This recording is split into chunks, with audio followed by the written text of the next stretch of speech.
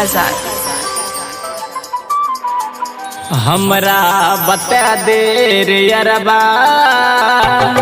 कौन खेत में जान धान रोपे छै, कौन खेत में माल धान रोपे छै। हमरा बता दे रे यारबा कौन खेत में जान धान रोपे छै, कौन खेत में माल धान रोपे छै।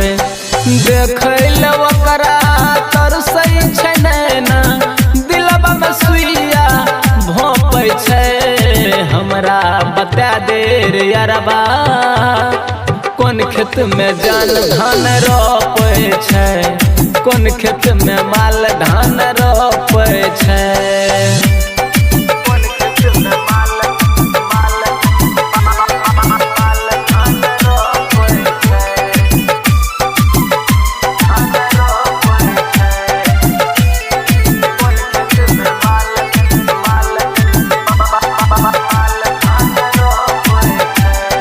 याद बड़ी आबै छै हमरा सताबै छै, वो कर चंद जस सूरत यारे भाई।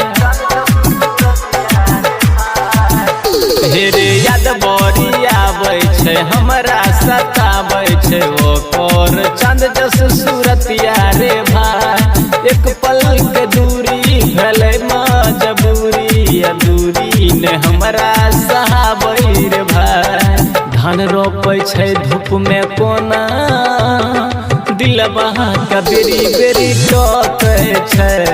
कौन खेत में जान धान रोपे छै।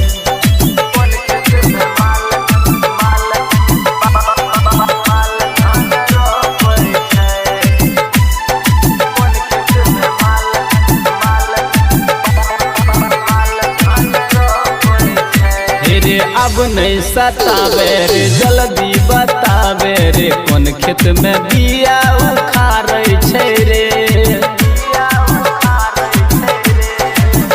हेरे अब नहीं सतावे रे जल्दी बतावे रे, कौन खेत में बिया उखाड़ै छै रे। रतिया में नींद नहीं आबै छै रे, देखै ले मन पगल आबै छै रे। कहै छै आशिक रंजन मिलै ले दिल किया टोकै छै। कौन खेत में जान धान रोपे छै। देखै ले ओकरा तरसै छै नैना, दिलबा में सुइया भोंपै छै। हमरा बता दे रे यारबा कौन खेत में जान धान रोपे छै, कौन खेत में माल धान रोपे छै। Singing by Ashik Raj।